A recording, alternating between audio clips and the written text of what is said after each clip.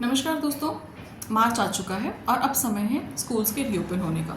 और आपके क्वेश्चंस हैं कि बच्चों को किस एज में स्कूल में डालना है, कैसे समझें कि बच्चा स्कूल रेडी है, क्या स्कूल जाने से बच्चे का लैंग्वेज डेवलप हो जाएगा, क्या स्कूल जाने के बाद बच्चे की थेरेपीज बंद करना चाहिए और सही स्कूल कैसे चुनें। तो हम इन पांचों पॉइंट्स पे बात करते हैं। पहला क्वेश्चन, किस एज में स्कूल डालना है।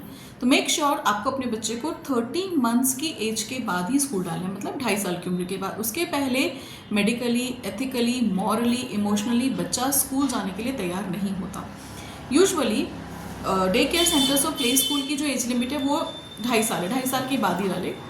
बाहर की कंट्रीज़ में तो ये रूल ही है कि 5 साल के बाद ही बच्चों को डालना है, उसके पहले डे केयर सेंटर्स वर्किंग होते हैं। बट हमारी कंट्री में हम स्कूल में डाल देते हैं, so called play school, nurseries, K1 वगैरह कवर अप होते हैं। पर आपको बच्चे को 30 मंथ्स के पहले स्कूल में नहीं डालना है।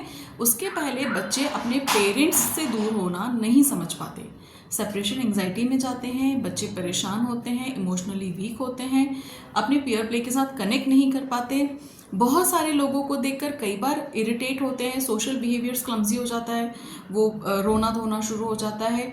कई बार बहुत सारी चकाचौंध कलर्स, अल्फ़ाबेट्स, नंबर्स देखने के बाद हाइपर हो जाते हैं। बच्चे स्कूल में रोते हैं तो टीचर्स उनको चुप कराने के लिए कभी कभी स्क्रीन ऑन करते हैं या स्वीट्स देते हैं। अगेन हाइपर होने का, शुगर रश होने के चांसेस बढ़ जाते हैं। तो 30 मंथ्स के पहले बच्चे को स्कूल नहीं डाला, this is a thumb rule, ठीक है। सेकेंड चीज़, सही स्कूल कैसे चुनना और कैसे समझे कि आपका बच्चा स्कूल रेडी है। अगर आपका बच्चा, अगर हम एक 10 पॉइंटर स्केल बनाते हैं जहाँ 0 मतलब कुछ नहीं पता बच्चे को, बिल्कुल जीरो है, ना सुनता है, ना समझता है, ना ध्यान देता है, कॉन्टैक्ट, रिस्पॉन्स टू नेम कुछ भी नहीं है। 10 का मतलब है कि आपका बच्चा नॉर्मल है, सब कुछ बात मानता है, सब कुछ समझता है, सब कुछ सुनता है, ठीक है। अगर हम एक 10 पॉइंटर्स को स्केल बनाए, 0 से 1 2 3 करते करते हम 10 पे जाते हैं, तो एक 10 पॉइंटर स्केल पर आप अपने बच्चे का अटेंशन देखिए। अगर आपके, अभी मैं स्टैंडर्ड बात करती हूँ एक 2.5 साल के बच्चे की, आपके 2.5 साल के बच्चे का अटेंशन 5+ है, मतलब वो आसपास की चीज़ों पे ध्यान देता है, सुनता है, डेंजर साइन समझता है, अपनी बात एटलीस्ट नीड बेस्ड 1 या 2 वर्ड कम्युनिकेशन पर है, अपनी ज़रूरतें बता पाता है। अगर उसको किसी चीज़ से प्रॉब्लम है, वो हर्ट हो गया, उसको चोट लग गई है, उसको दर्द हो रहा है, वो बता सकता है, तो आप उसको स्कूल डालें। पर अगर आपका बच्चा बिल्कुल भी रिएक्शंस नहीं देता, कोई एक्शन नहीं करता, सिर्फ लॉस्ट रहता है, कोई लैंग्वेज नहीं है, तो स्कूल डालने से मैजिक वॉन्ड घूमेगा नहीं, पॉसिबल है। आप पेरेंट होकर अपने बच्चे का कमांड घर पे नहीं ले पा रहे हैं, अटेंशन नहीं ले पा रहे हैं, तो स्कूल के टीचर के पास तो 20 और बच्चे हैं, वो आपके बच्चे के ऊपर पर्सनली कैसे ध्यान देगा। दूसरी बात, बाकी के बच्चे जो एक दूसरे से घुल मिलकर खेल रहे, तो उनके पास अपने ही बहुत सारे काम है नया कुछ सीखने के लिए। आपका बच्चा उनमें डैमेज होगा क्योंकि वो उनके साथ कंपैट नहीं कर पाएगा, उनका कंपैटिबल नहीं है, खेलेगा नहीं। आपके बच्चे को बाकी के बच्चे हर्ट कर सकते हैं, आपका बच्चा उनसे लड़ सकता है, या उनसे इग्नोरेंट फील करके वो फिर से लॉस्ट हो सकता है, वो अकेला रहना शुरू करेगा, अकेले ही खेलेगा। तो हमारे यहाँ पे पर्पस बच्चा लॉस्ट ना हो और पीयर प्ले सीखे, दोनों ही पॉसिबल नहीं हो पाएंगे।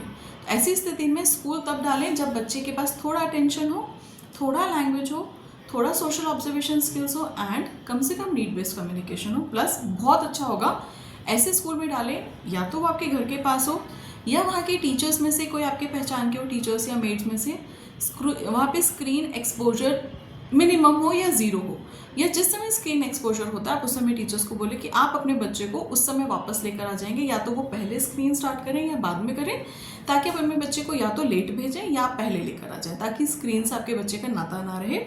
रीज़न हो सकता है स्क्रीन लर्निंग अच्छी हो, बट आपके बच्चे को वहाँ पर भी एक सेल्फ सेटिस्फैक्शन मोड मिल जाएगा, एस्केप मोड मिल जाएगा कि वो स्क्रीन के साथ खुश है। और टीचर्स, कई बार ऐसे एग्जांपल्स आते हैं कि टीचर्स इस तरह के बच्चों को जो कि सबके साथ कंपैटिबल नहीं हैं, सोशली एक्सेप्ट नहीं करते हैं, उनको स्क्रीन चला के अकेला छोड़ देते हैं।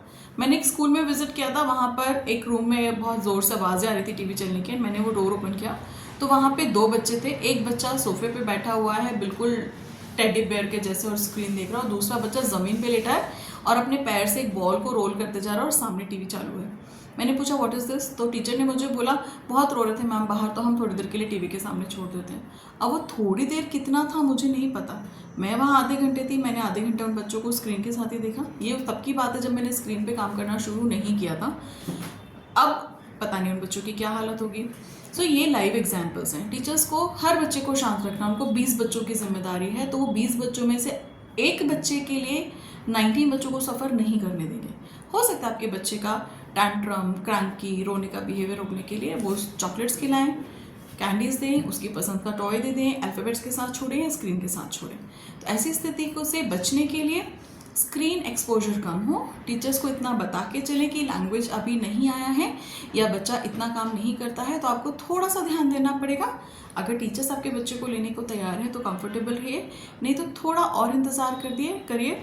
तब तक कॉलोनी में, मोहल्ले में, रिलेटिव्स में, आपके कज़न्स के यहाँ जिनके पास बच्चे हों वहाँ लेकर जाइए और खुद मेहनत कीजिए कि आपका बच्चा सारी चीज़ों को समझे। ठीक है, तो दिस इज़ ऑल अबाउट कब डालना है, कैसे समझना है स्कूल सही है कि नहीं। तो आई रिपीट, स्क्रीन कम होना चाहिए, बच्चों की स्ट्रेंथ कम होना चाहिए स्कूल में, और टीचर्स आपके बच्चे को एक्सेप्ट करने तैयार हो और उसको उसकी नीड्स के हिसाब से हेल्प कराने तैयार हो। पीयर प्ले पे ज़रूर काम करें। ठीक है, बिग ब्रांड स्कूल में नहीं डालना जहाँ बहुत सारी भीड़ हो, बहुत एकेडमिक्स है। एक्टिविटी बेस्ड स्कूल हो, लर्निंग उतना हो जितने की उम्र के हिसाब से ज़रूरी है।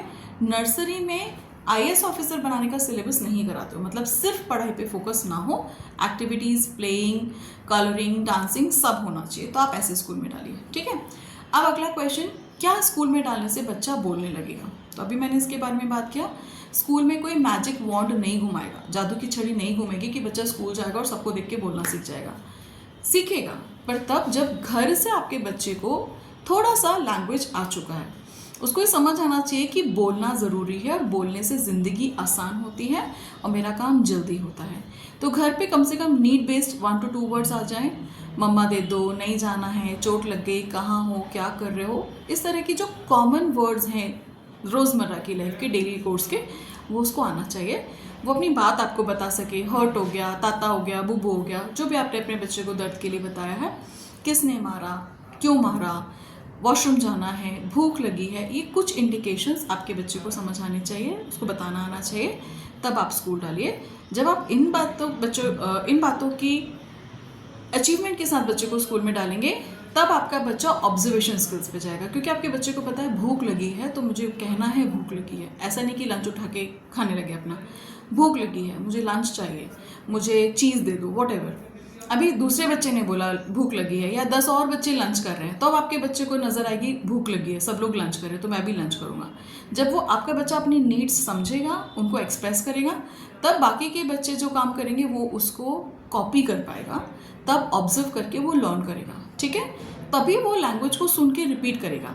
सारे बच्चों ने बाय बोला, टाटा बोला, गुड मॉर्निंग टीचर बोला, yippee बोला, वाओ बोला, नहीं बोला, तो बच्चे घर पे आके वो रिपीट करते हैं वर्ड्स, और तब उनकी लैंग्वेज स्किल्स और सोशल स्किल्स डेवलप होती हैं। तो दैट मीन्स कि स्कूल जाने से लैंग्वेज डेफिनेटली इंप्रूव होगी, पर सिर्फ स्कूल जाने से नहीं होगी। पहले आपको घर पे थोड़ा काम करना पड़ेगा, तब स्कूल आपको सपोर्ट कर पाएगा। आपको बेस बनाना पड़ेगा, तब आप इमारत खड़ी कर पाओगे, तब आपकी बिल्डिंग बनेगी। आप सोचो कि स्कूल में ही जाके बेस भी बने और इमारत भी बने, नॉट पॉसिबल। अब स्कूल स्टार्ट करने के साथ थेरेपीज बंद करनी है क्या? नहीं। अगर आपका बच्चा सब कुछ सीख चुका है, सिर्फ लैंग्वेज बचा हुआ है, आप आपके स्पीच थेरेपिस्ट से बात कीजिए कि स्कूल में डाल रहे हैं, ताकि वो भी काम करें जो स्कूल में काम हो रहा है। नहीं तो एक बहुत कॉमन एग्जाम्पल है, स्कूल में भी बच्चों को action words, live words, flash card सिखाए जाते हैं, ऑब्जेक्ट्स के नाम सिखाते हैं, और स्पीच थेरेपी में भी वही सिखाते हैं। तो बच्चा एक ही एक चीज़ को दिन में 2 बार 3 बार रिपीट करता है। एज पेरेंट्स हम भी वही सिखाते हैं। तो हमारे बच्चे को 100 चीज़ें पता है, 200 चीज़ें पता है, पर रिलेटिवली बात करना नहीं आता। उन चीज़ों को पिक करके उनके बारे में बोलना, वाक्य बनाना, एग्जाम्पल्स में लेना, डे टू डे लाइफ में लेना नहीं आता। तो आप स्पीच थेरेपिस्ट से बात कीजिए, ताकि वो स्कूल टीम के साथ कोऑर्डिनेट करके चलें और ऐसा काम करें कि बच्चे की रिपीटेशन ना हो। पर अगर स्कूल में फ्लैश कार्ड सीखे हैं तो स्पीच थेरेपिस्ट उनका सेंटेंसेस बनाए। अगर फ्लैश कार्ड स्पीच थेरेपिस्ट बताता है तो स्कूल में उसको डेली वोकैबुलरी में यूज़ होना चाहिए, आप घर पे कीजिए। तो 3 वे हम चैनल काम करेंगे ना, स्पीच थेरेपिस्ट काम करेगा, स्कूल काम करेगा, आप काम करोगे। अभी हम तीनों मिलके काम करेंगे तो डेफिनेटली चीज़ें बेहतर होती हैं। तो स्पीच आपको थेरेपी बंद नहीं करना है, OT हो, स्पीच थेरेपी हो, बिहेवियर हो, स्कूल के साथ चलने दीजिए, ताकि रिजल्ट्स जल्दी और बेहतर नजर आए।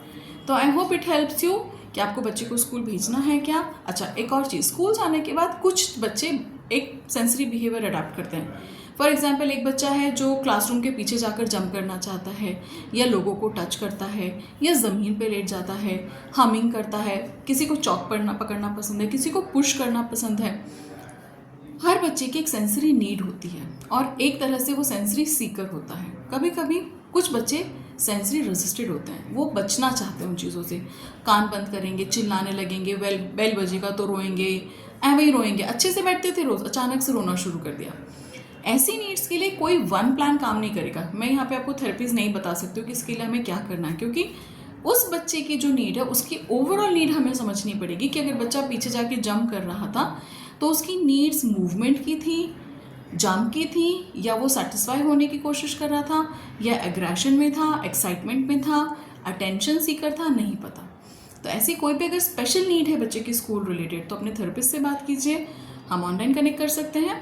पहले आपके बच्चे के हम नीड्स को समझेंगे, उसके बाद उसके हर एक नीड्स के लिए एक थेरेपी प्लान होता है, एक एक्टिविटी प्लान होता है, हम वो स्टार्ट करेंगे। कुछ दिनों में, कुछ हफ्तों में वो चीज़ें सेटल हो जाती हैं। So we have treatment for every problems, but first thing आपको प्रॉब्लम समझना पड़ेगा, उसका रूट कॉज पकड़ना पड़ेगा, तब हम उसको इरेडिकेट या डिलीट कर पाएंगे। So I hope it helps you. Stay safe, happy parenting.